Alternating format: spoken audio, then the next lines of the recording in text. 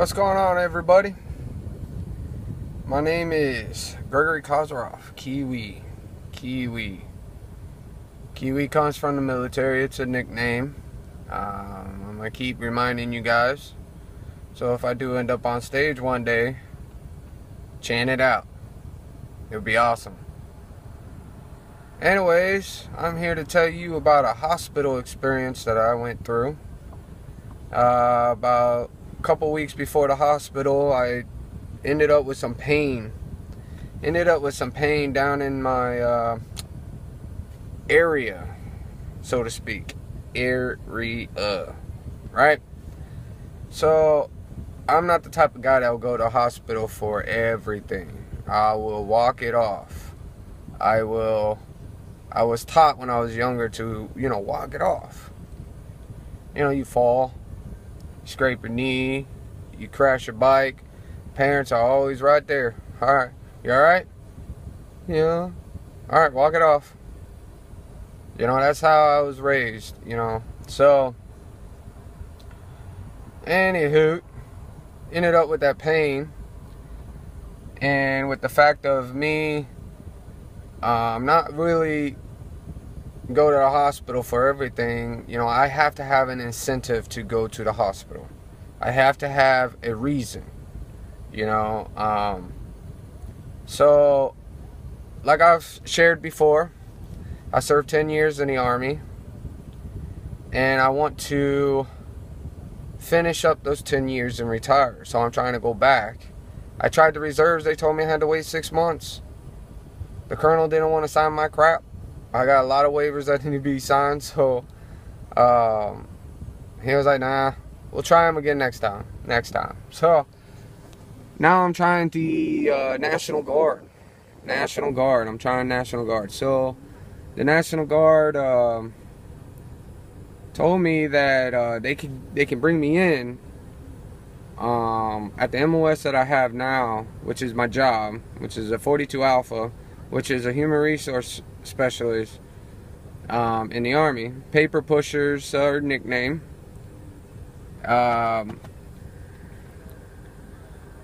For 20 grand. 20 grand. So, needless to say, that was my incentive. That is my incentive. So I went to the hospital for that pain. Down there. Down in that area. right down in that area. Right? So, I got to the hospital. Well, on the way to the hospital, we're getting in the vehicle. And I got a little Jeep Patriot. My girl has a Dodge Caravan. And the Dodge Caravan sits a little higher than the Jeep Patriot. The seat's on the inside of the car. So it's like I got to get one leg in and then kind of slide my booty on the chair, right? Not when you have pain down there. You kind of slide your booty right across that seat. Your balls kind of hit the side of the seat. It hurt. It hurt. Yeah, I rubbed my balls on there and I was like, oh, yeah, it hurt. So, anywho, got to the hospital. Same thing getting out too. Same thing getting out. Rubbed my balls right on the side of the chair. Felt it.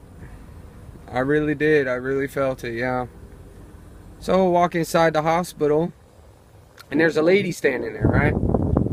And she's like, so, sir, what are you here for? I was like, yeah,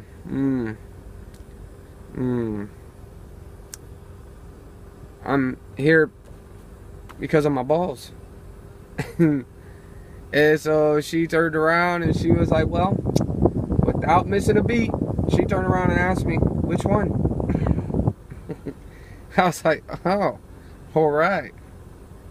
The left one. So she starts typing all this stuff in the computer and everything, and I'm, being aware of my surroundings, right? And I'm looking at the front counter, and on the front counter they got two boxes. of the masks. You know, if you're sick and stuff, don't want to pass germs around, right? Well, the first box was for the adults, of course. You know, the mask was kind of bigger and stuff, so looked inside the other box, and it was for the little kids. Different colors on there and everything like that, but this mask had happy faces on there. I don't care if you're an adult or if you're a little child.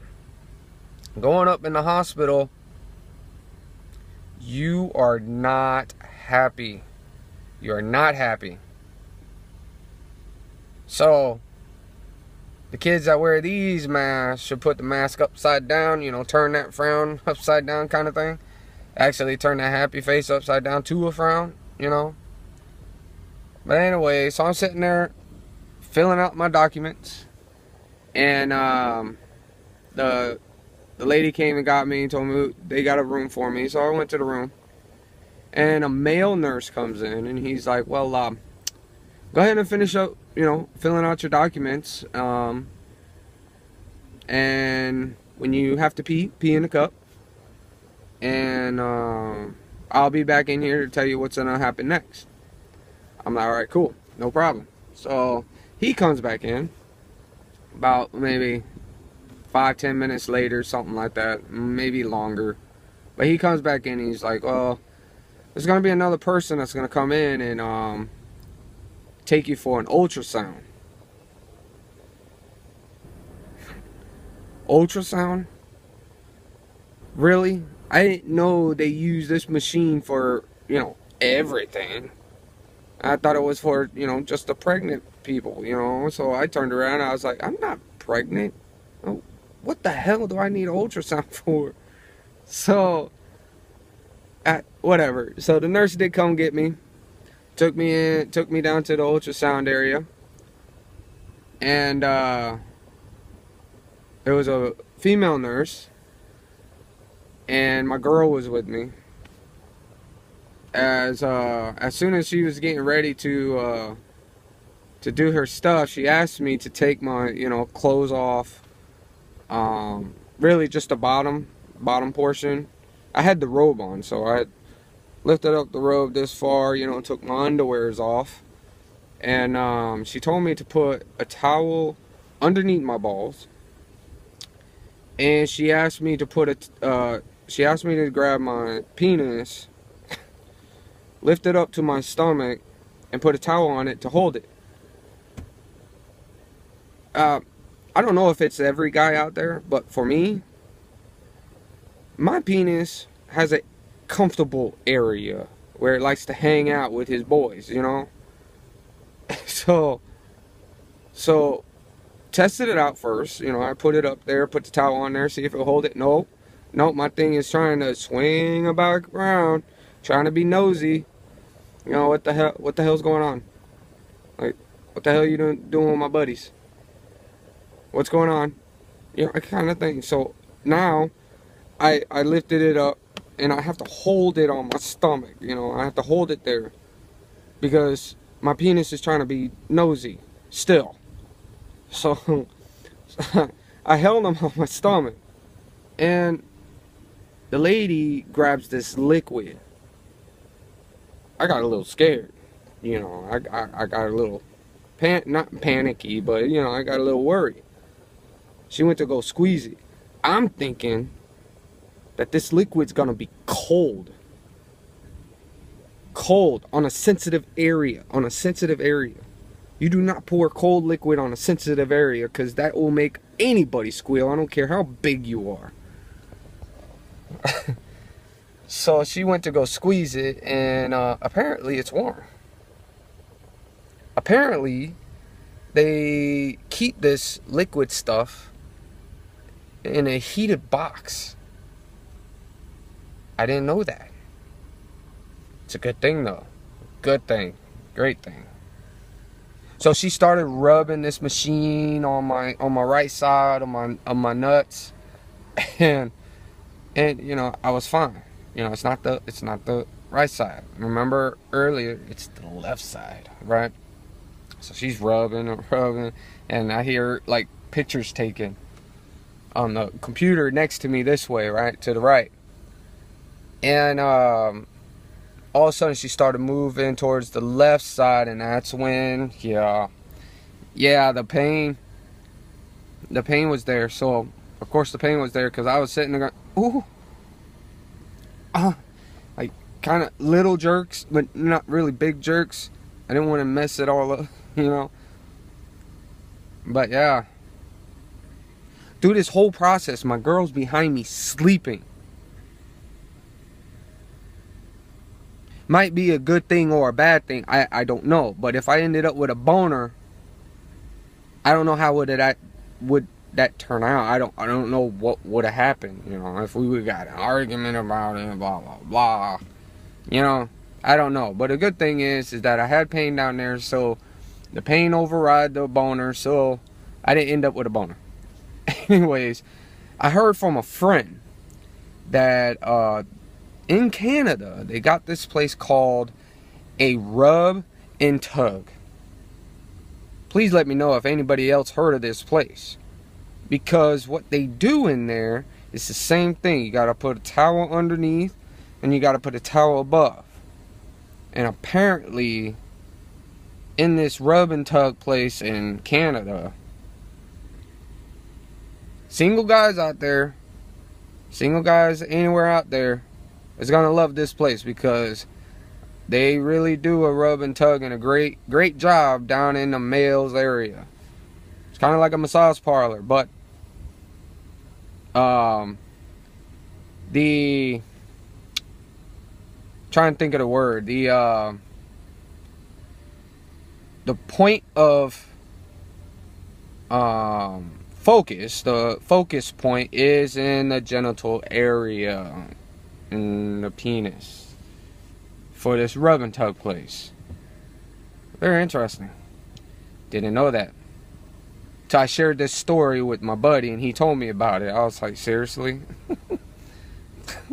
So, anywho, you know, I thought people get in trouble for that, especially in the United States. You know, places loses their license over that stuff. But apparently Canada, they're welcomed to do it.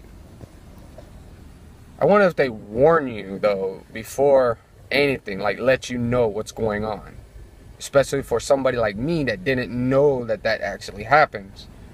You know, I wonder if they warn you or they just go at it and the guy's like, oh really, this is happening now, kind of thing, you know. So anyway, so she gets done, takes me back to the room, and the doctor comes in finally, and he just starts messing around with my junk, like going to town at it, right? And afterwards, after he got done, he's like, well, there's 3 different reasons why you'll be in here with pain in your balls area. I was like, okay. He's like, you could have an infection on the right side. Okay. You can have an infection on the left side. All right, that's 2. The third one is what I was checking for is a hernia. Good thing is you don't have a hernia. The doctor needs to warn people before he starts playing with our junk. I think. I mean, with my girl there, you know, I don't know. Probably for a single guy, if it was a female nurse, they wouldn't mind. But this was a dude, alright? You need to warn somebody before you start fondling with the area, fondling with the balls and all that stuff. Gotta warn somebody, please. I mean, hey, I'm gonna be messing with your stuff. I'm checking for a hernia. Okay, cool. Now you got the okay, doc.